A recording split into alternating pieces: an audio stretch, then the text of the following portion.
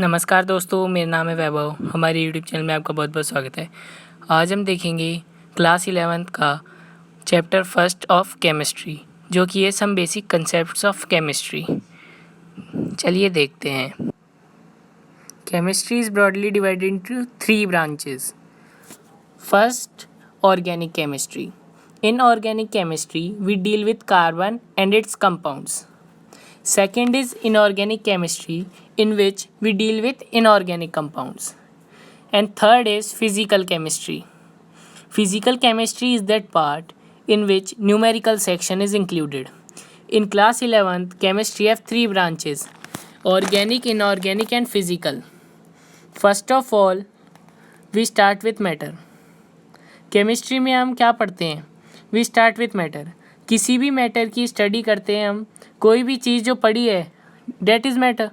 Now in chemistry we will study about matter exist in 3 state. हमें पता है इसमें बहुत ही बेसिक चीज़ें हैं. पहले 1-2 लेक्चर में बहुत बेसिक चीज़ें होंगी और फिर धीरे धीरे कॉम्प्लेक्स होती जाएगी. अब धीरे धीरे इन्हें समझते हैं. Matter exist in 3 states, that is solid, liquid and gases. These 3 states are on the basis of intermolecular force of attraction. If the force of attraction is very large, then the molecules are closer to each other. और जब पास होंगे तब solid बनाएंगे. जब force of attraction थोड़ा decrease होगा तो वो लिक्विड बनाएगा. और जब मॉलिक्यूल्स बहुत ही दूर चले जाएंगे तब वो गैस बना देगा. इसके अलावा भी कई स्टेट्स होती है, जैसे ये प्लाज्मा स्टेट, इंटरमोलेक्युलर स्टेट. वो हमारे सिलेबस में नहीं है. इंटरमोलिकुलर फोर्स जब इस डायरेक्शन में जाएगा तो डिक्रीज हो रहा है एंड इंटरमोलिकुलर डिस्टेंस इंक्रीज हो रही है. Solids have definite size, shape and volume. Every solid have definite shape, definite size and definite volume. Liquid have definite volume. Liquid में वॉल्यूम तो होता है लेकिन उसमें डिफाइनाइट साइज नहीं होती है. Now we will deal with classification of matter. Matter को कैसे क्लासीफाई करते हैं? मैटर को ब्रॉडली हम 2 कैटेगरी में क्लासीफाई करते हैं. एक तो प्योर सब्सटेंस होता है और दूसरा मिक्सचर है.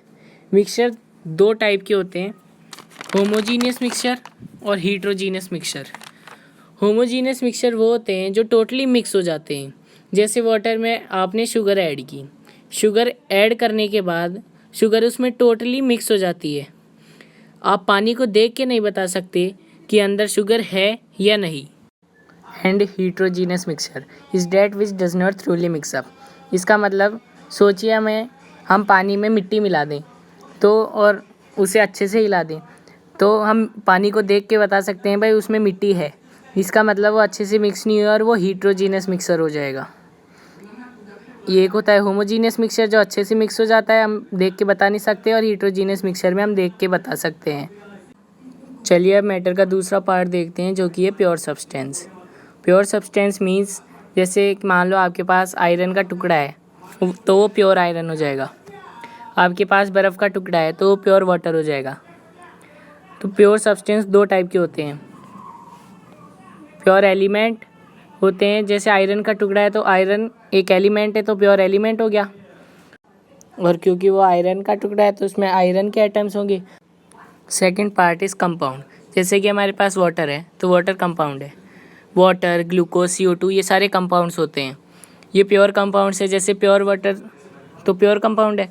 और कंपाउंड मॉलिक्यूल से बने रहते हैं और molecules is a group of atom. Suppose करते हैं H2 है, H2O है, वो 2 हाइड्रोजन और 1 ऑक्सीजन से बना है, और CO2 1 कार्बन और 2 ऑक्सीजन से बना है. तो ये सारे कंपाउंड्स हैं. तो इससे क्या पता लगता है? प्योर सब्सटेंस 2 टाइप के होते हैं, element that is of atom and compound that is of molecules. Next is properties of matter. Matter की कौन कौन सी प्रॉपर्टीज़ होती है? There are 2 properties of a matter. कोई भी मैटर में 2 प्रॉपर्टीज़ होंगी. First physical property and second chemical property. First we deal with physical property.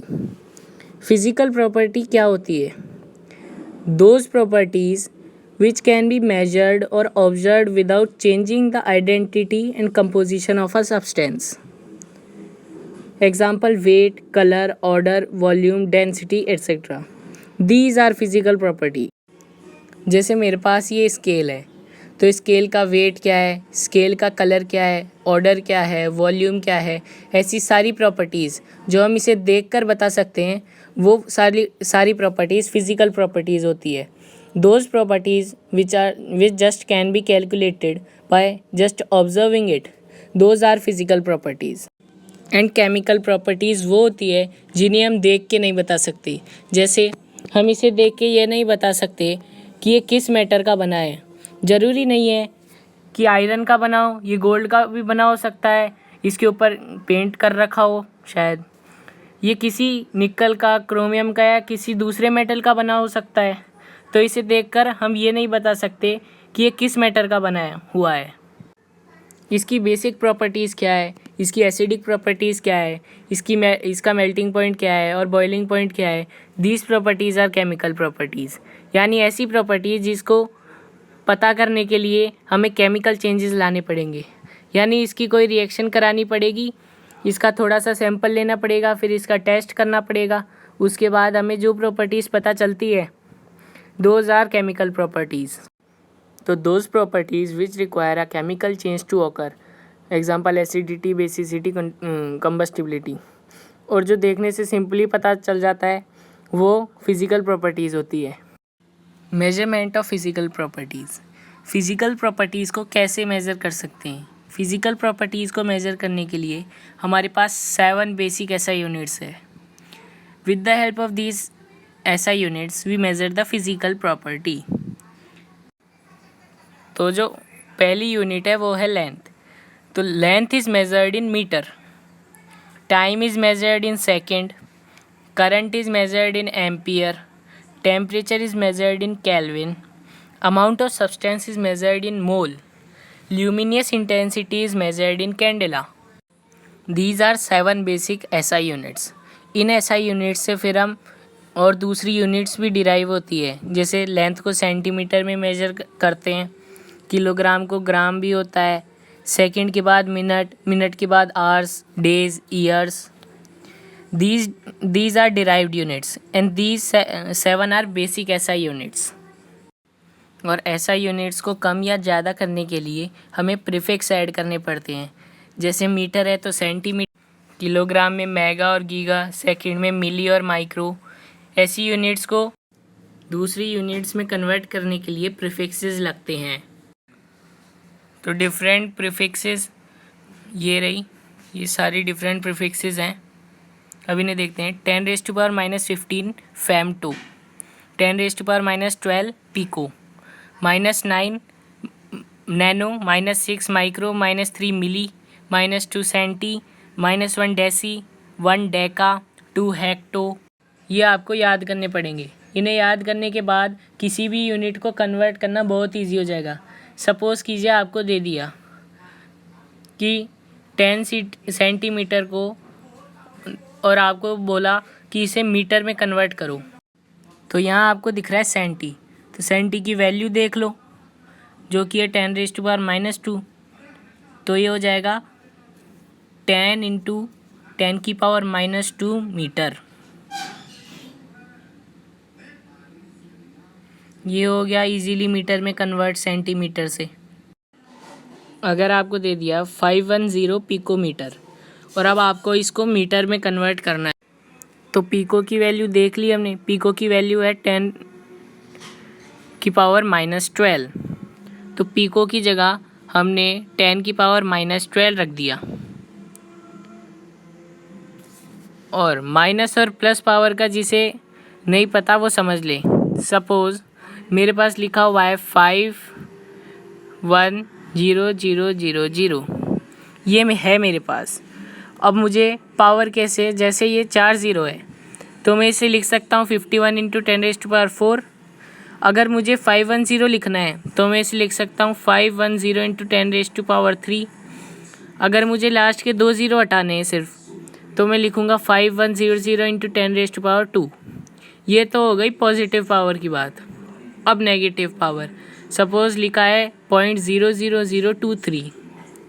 अगर मैं इसे सिर्फ 23 लिख रहा हूँ तो ये इस पॉइंट को हमने 1 2 3 4 5 पॉइंट शिफ्ट किया। अब लिख देंगे इंटू 10⁻⁻5। ये साइंटिफिक नोटेशन है। जैसे हम प्लस पावर्स को लिखते हैं तो प्लस पावर्स से हम ज़्यादातर फेमिलियर है। इसी तरह माइनस पावर्स का मतलब वो बहुत छोटी वैल्यू है।